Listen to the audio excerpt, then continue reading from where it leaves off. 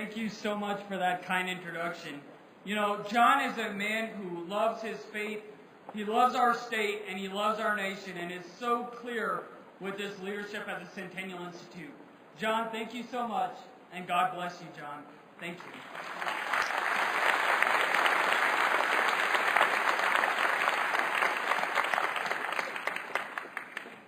As a fresh enlistee in the Army, just a young kid of 19, I learned the most important lesson that has defined my life and my career. It is the story of an assistant chaplain who refused to give up on the sergeant who had been severely afflicted with post-traumatic stress disorder. He took to heart that despite the challenges and hardships, I'm not going to leave this man behind. That is why it is so important that we have powerful advocates like Sarah Palin, who understand the challenges that our military families face. We all know her as the former governor of Alaska, or as the 2008 vice presidential nominee, but she is also an Army mom who understands those quintessential questions. Is my son or daughter deploying? If so, where are they going? Will they be safe? And above all, when are they coming home?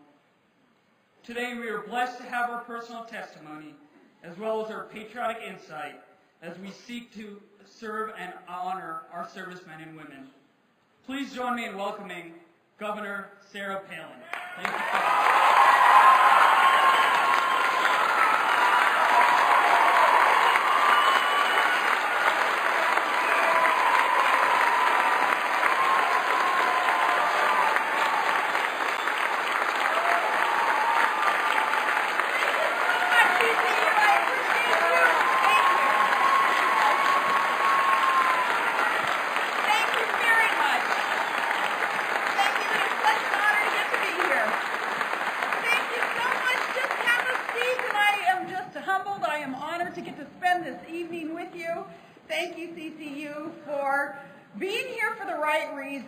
Understanding that, freedom is not free, but freedom is a God-given right and is worth fighting for. And it is our United States military, it is our veterans who we have to thank. We salute them for protecting the freedom, for protecting our Constitution. You are here for the right reasons. So from the bottom of my heart, I thank you for being part of the solution that we need here in our country today. God bless you. And again, thank you, United States military. Thank you, veterans. God bless you.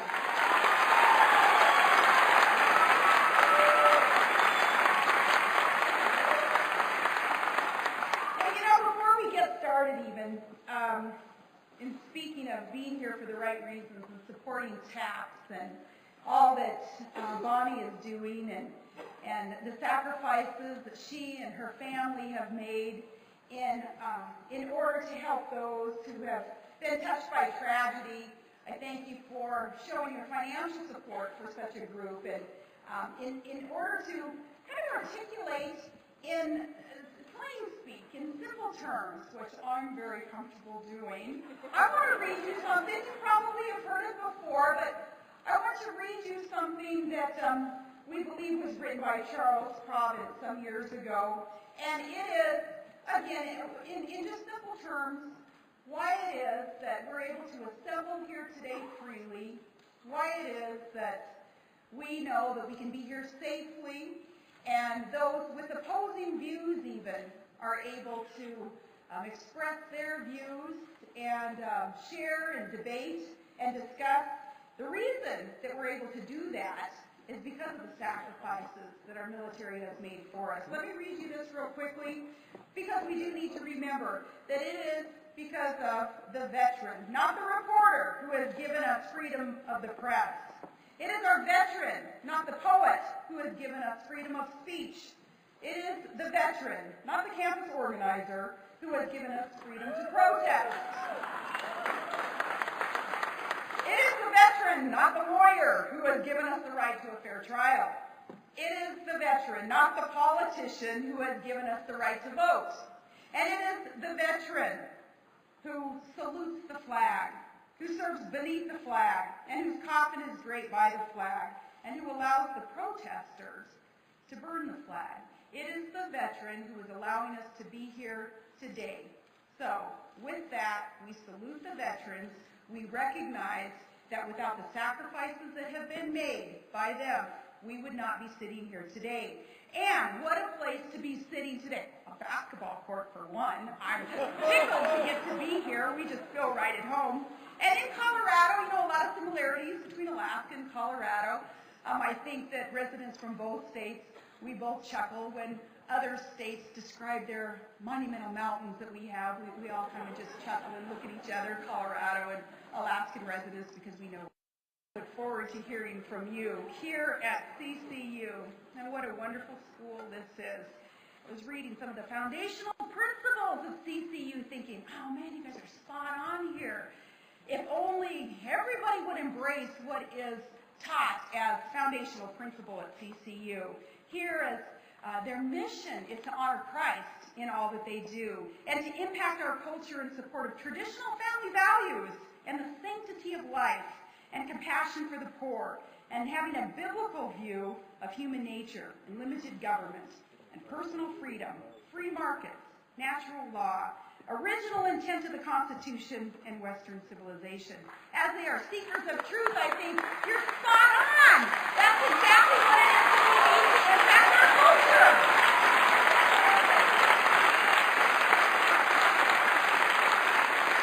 You hear politicians go on and on and on today with their ideas, their doctrines, their maybe a new philosophy of where it is, an ideology where we should go as a country. And I think, no, just go to CCU, just read what it is that they stand for. It's spot on, and that's what we need for young people to embrace, to live out in order to positively impact our nation. So CCU, you're right on. Your foundation is there. Stay strong, students. Keep up the good work. So good to get to be here with President Armstrong again, and as I say, General Boykin and John Andrews for this wonderful event. Now, last night, thank God, all of us hearing the news that one of the evil leaders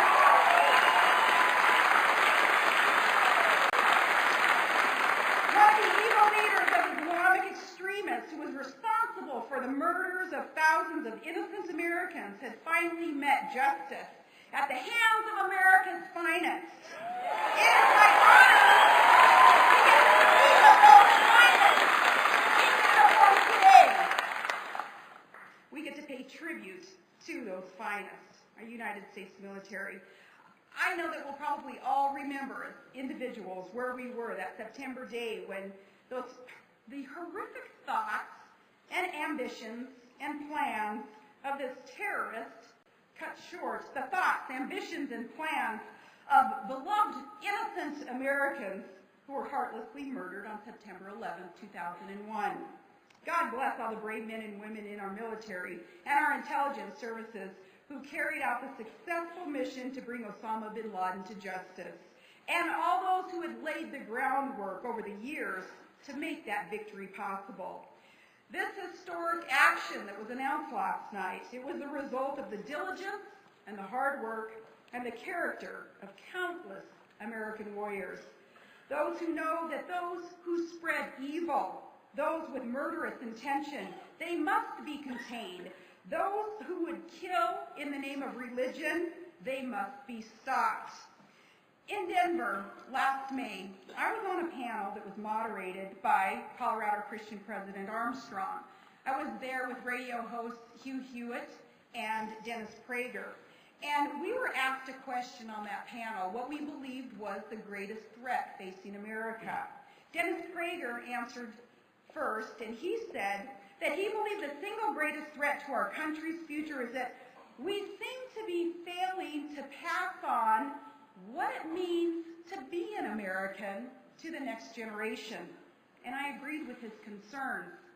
But I had a caveat when I agreed in my answer to what it was that he said. I offered, if we are truly, though, delinquent in teaching the next generation what it means to be free and how important it is to defend freedom, then how do we explain the thousands of young men and women, my own son among them, who, though they have never tasted anything but freedom, how is it that they would choose, as patriots, to join our United States military and fight for freedom in distant lands far from the comforts of home? Who are these young American warriors? What is the character represented in those who are sitting up here on this stage? They are volunteer troops. They enlist because they instinctively know that America is worth fighting for and that America's enemies must be defeated.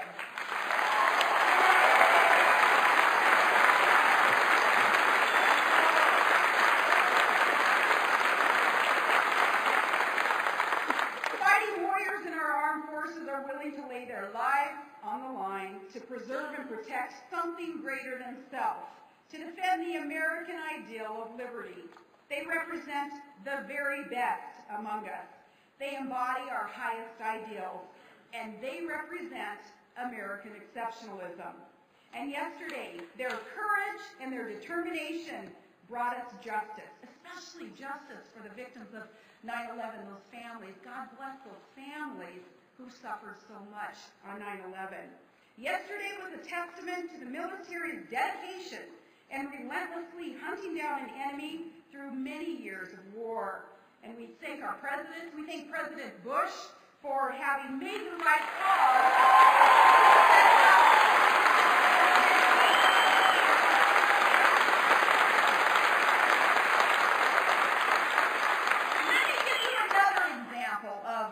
Victory, among thousands of examples that we can think of in our military. An example of the heroism over the years. One of Colorado's newest residents is Staff Sergeant Sal Junta, and he's a new resident in Fort Collins. He's the first living service member from the Afghanistan or Iraq conflicts to receive the Medal of Honor. He was a rifle team leader in Afghanistan, and it was on October 25th, 2007, his unit was ambushed shortly after nightfall. Sergeant Junta described it. There were more bullets in the air than stars in the sky. A wall of bullets at everyone at the same time with one crack, and then a million cracks. They were close as I've ever seen. But the sergeant kept his cool. He relied on his training. He fought off the insurgents, and he rescued several members of his unit, including an injured soldier who was being carried off by the Taliban. Junta's squad leader later praised him, saying, "We were outnumbered. You stopped the fight. You stopped them from taking a soldier." When he was notified that he was being recommended for the Medal of Honor, Sergeant Junta was humble. He said, "If I'm a hero, every man that stands around with me, every woman who is in the military, everyone who goes into the unknown is a hero." Why do these American heroes go into the unknown? See, it was years ago, G.K. Chesterton, he wrote that the true soldier fights not because he hates what is in front of him, but it's because he loves what is behind him. They fight because they love America, and they love the ideals that America represents. What America stands for is liberty and justice and equality and the empowerment of the individual. Now, the enemy that we're fighting loves death, the subjugation of women, and a twisted promotion of the survival of the fittest through fear and hate and lies about America and our purpose in the world. Yesterday, when we learned that the public face of Islamic terrorism was killed, there were already voices declaring, "Well, our war on terrorism is over." It is not over. We are still at war with a brutal enemy that hates America and our allies and all that we stand for. So we must not retreat. We cannot let up. The war wages on. Our troops and our intelligence services, they have proven again and again that their courage to defeat the enemy in the same face, the same overwhelming odds that Sergeant Junta faced. Those threats are still real. In fact, they may be ramped up after the events of yesterday. And that's why when we continue to send our troops into harm's way, they deserve the clarity of knowing what their mission is. And the decision to insert American units in areas to hunt down and to kill bin Laden is an example of the needed, decisive leadership that our troops deserve. An example it is of the proper use of force to protect America. So, of course, we celebrate that important tactical victory that we found out about yesterday. You know, there's no military in the world that could have accomplished what that young team of SEALs accomplished. No military in the world but the United States.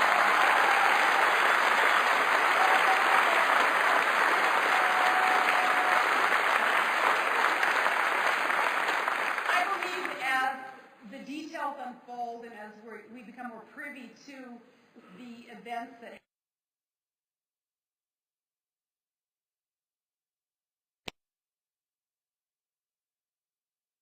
of those SEALs.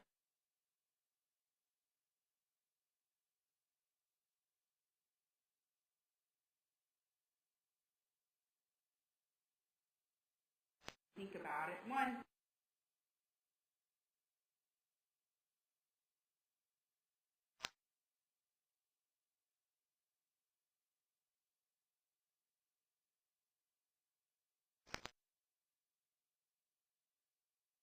of West Point, according to some reports, the gun battle took place just about 800 yards from the Pakistani military compound, from their academy. Lots of questions. Many retired Pakistani military officers live in the area. How was the most wanted man in the world able to avoid detection, living in comfort in a mysterious super compound in plain sight? General Boykin, you can probably get to the bottom of some of the stories, okay? We look forward to hearing from you on this. Because we know the speculation will be that, well, at least some of the Pakistani leaders perhaps were helping him. And consider that just last October, too, the U.S. offered $2 billion in military aid to Pakistan. That's on top of the $7.5 billion plus that we provide them in civilian aid. So we deserve answers to our questions, and we should demand answers to our questions from our government.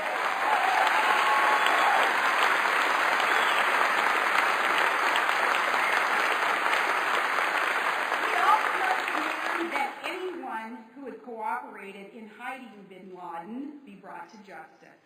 So lots of questions about the burial, about photos, and those things will certainly be disclosed, we must trust. But despite these lingering questions, we're not going to question the integrity of our troops. Credit belongs to the troops and to our intelligence services for this victory.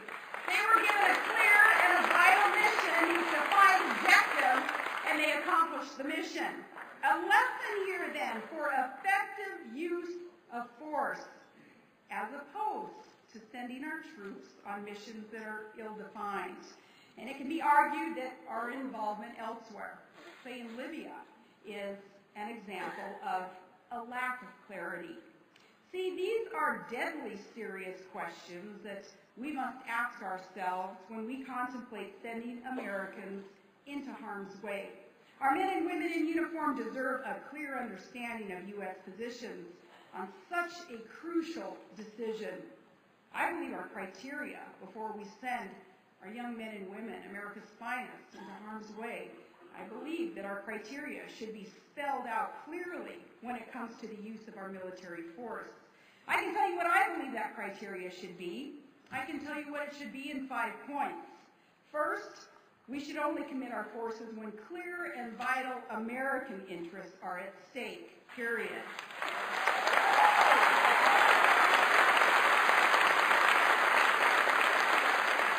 Second, if we have to fight, we fight to win.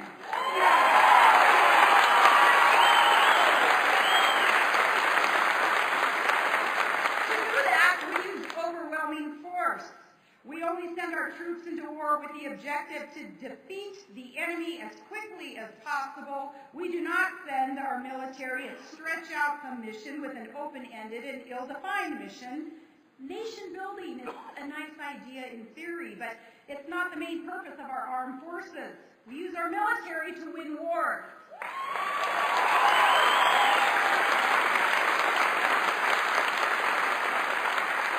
And third, we must have clearly defined goals troops into harm's way. If you can't explain the mission to the American people clearly, concisely, then our sons and daughters should not be sent into battle, period.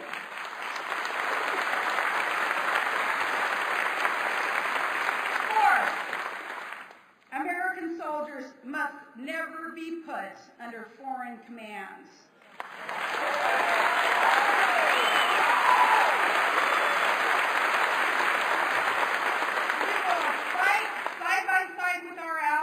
But American soldiers must remain under the care and the command of the American officers.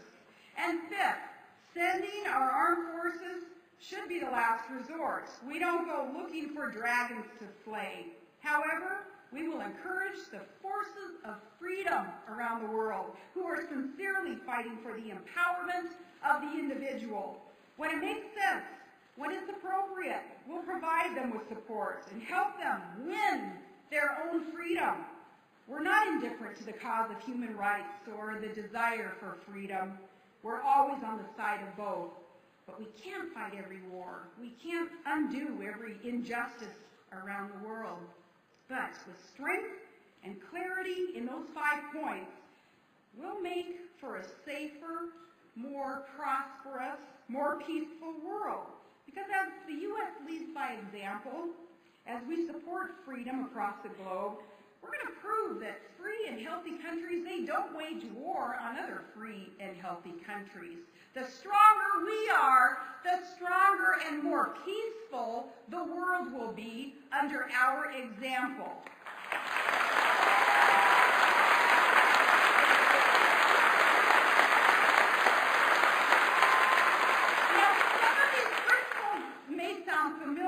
And a few of them were first expressed back in 1984 in President Reagan's cabinet.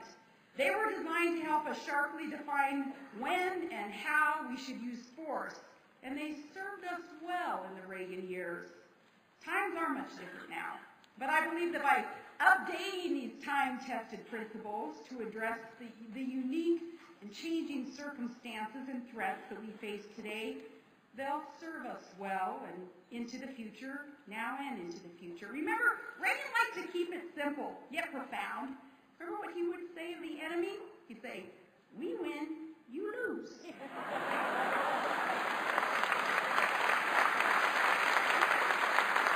some may argue that, well, today, in a world where we're dealing with terrorist organizations rather than Cold War adversaries, these principles are outdated.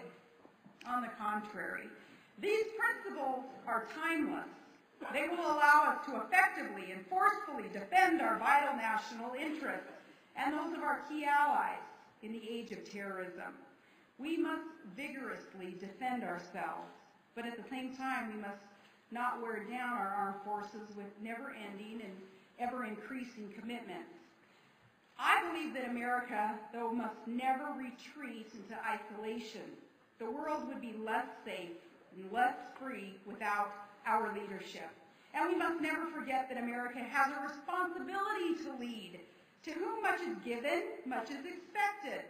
We cannot be the world's policeman, granted, or the world's ATM, but we can lead by example, by our words, and when necessary, by our actions. We will remain the world's abiding beacon of freedom.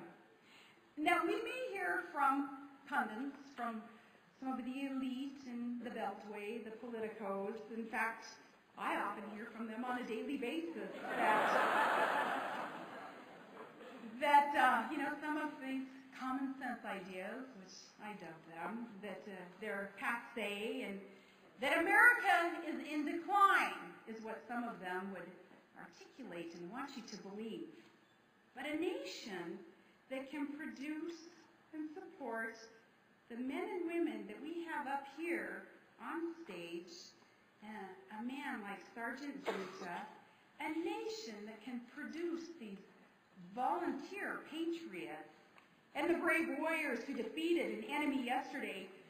We are not in a nation in decline if we can look to these young people and realize that they still want to protect America and fight for America. That is proof that we are not in decline.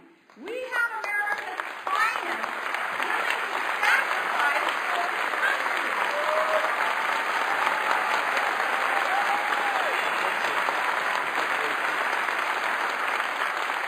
They're willing to sacrifice all for all of us. Here we have, in America, gifted private sector entrepreneurs who create wealth and they provide jobs. And we attract the best and the brightest minds in the world wanting to come to America. Do you notice not a lot of people are wanting to leave America? They're wanting to come to America because we believe in American exceptionalism, and we believe in the pioneering spirit that can be found in places like Colorado. No, America is not in decline because America believes in itself and in leaders who believe in America and who believe in the providential hand that can guide us. We need leaders who embody the same standards to which our men and women in uniform hold themselves. Remember, the true soldier fights because he loves what is behind him. What's behind him here is tradition, it's patriotism, it's not a need for a fundamental transformation of America, it's for a renewal of all that is good about America.